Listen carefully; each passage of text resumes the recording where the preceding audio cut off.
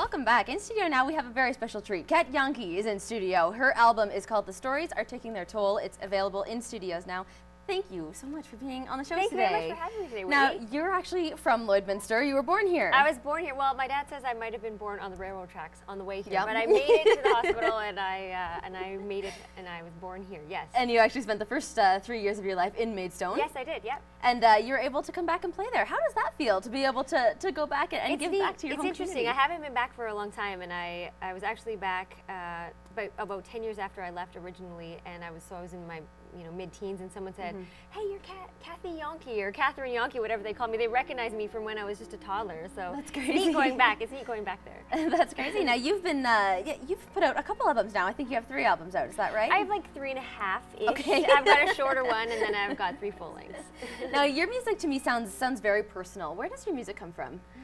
Usually when someone makes me angry or sad, that's usually when I start writing. But a lot lately I've been writing based on ideas that I've gotten from people who are doing films, and then I will write scores, and they'll say, maybe write a song about a love song or something that is anxious, and then I'll write those songs, and then luckily I get to put them on my album as well. And you're able to do that, hey, just to say, can you please write a song about this, and then write it? Yeah, I'm really excited to do that kind of thing. I went to university and actually studied a lot of theory and analysis, and so we learned about the musical language that people know, even if they don't necessarily know that they know it, they still can understand it. I mean, if you listen to Looney Tunes, you know when someone's going up the stairs because you can hear that, and so it's neat to be able to take the things I learned in university and then put it towards doing musical scores. How do those songs differ from the ones that come from inside of you when someone makes you angry, like you were saying? Well, it is obviously different because you have that distance between the two. Yeah. And also if I'm writing for a director, he also has input in it as well. And usually if I write songs for myself, I kind of guard it a little bit more and say, no, this is mine and I'm going to be in charge of it. But it's neat to be able to collaborate like that and have that input, to say, oh, let's make this a little bit sadder, or let's pick this up a bit more. And so it's ended up, I think, helping me become a more rounded songwriter.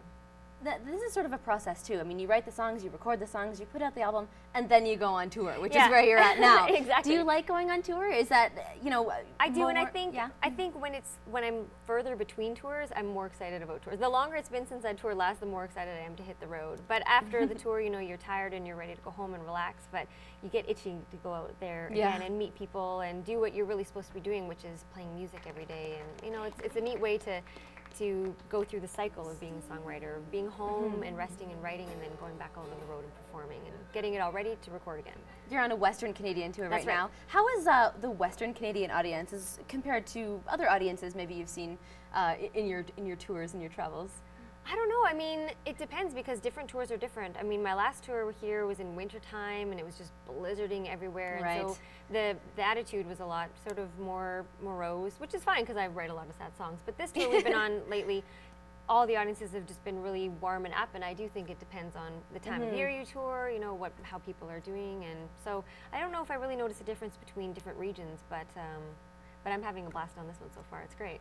Good, and you're able to bring a friend on tour with you. Yes. You have Claire Riley Rowe. That's is that right? Yes, She's coming on tour with you now. This is the first time that she's been touring Canada. Yeah. How is she finding it, and what sort of differences are you guys noticing? If she allows me to speak for her, she's been doing absolutely fantastic. It's neat because she has performed a lot. She's originally from Ottawa, but then she's down in New York, and she plays there. But we were supposed to bring her on the road and really show her a hard time, and show her the long drives and the poor venues. But the small unfortunately, populations. we've been doing really well. We haven't really been giving her. I don't know. I think we've sort of been spoiling her a little bit, but it's been good. I mean, it's good, and it's kind of neat because we just met last week and we're getting along great. It's really fun. That's good. Maybe you're just easing her into it a little bit. The next tour will be harder. You'll bring her on a winter one next time. That's right. You were also a semi-finalist in this year's International Songwriting Competition. That's amazing. What makes a good song? Oh my goodness, I have no idea. It's so subjective, and I think that's what's so hard. I mean, I listened to, a couple years ago when I was in a songwriting competition too, I listened to all the finalists and I was like, I have no idea who's going to win out of this, because even in one small category there were still so many different kinds of songs. And I chose the ones that I thought were my favorite, and they didn't even make it in. So who knows? You know, it's all subjective, and people sort of relate to different things differently. So now your song "Apple" has also been chosen as a theme song for the NBC web series Control, which is really cool. How does that feel to be getting sort of national attention like that? It's really neat because that web series actually came out a couple years ago, but I'm still getting emails almost every day from people who are still discovering this web series. I mean, it's strange because it didn't air on TV. There wasn't really that much. You know, I don't know how people really found out about it except word of mouth, but a lot of people are really enjoying it, and I'm extremely proud to have been asked to be part of that web series.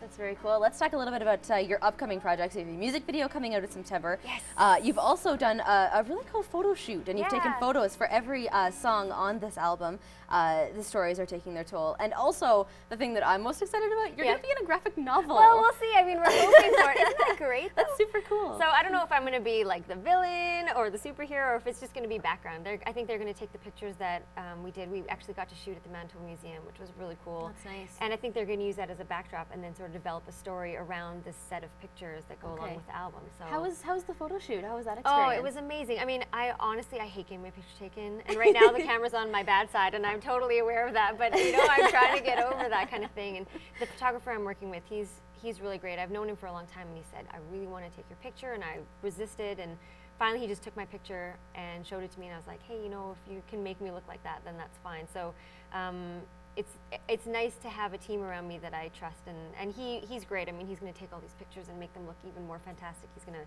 Photoshop me into the ocean, and it's going to be really cool. I'm very excited about that. Thank you so much for coming on the show today, Kat. This is fun. It's been a pleasure. Hopefully you can hit a Western Canadian tour again and come back to your town of birth. Thank you. This has been our conversation with Cat Jahnke. Her album is called Their Stories Are Taking Their Toll. It's in stores now.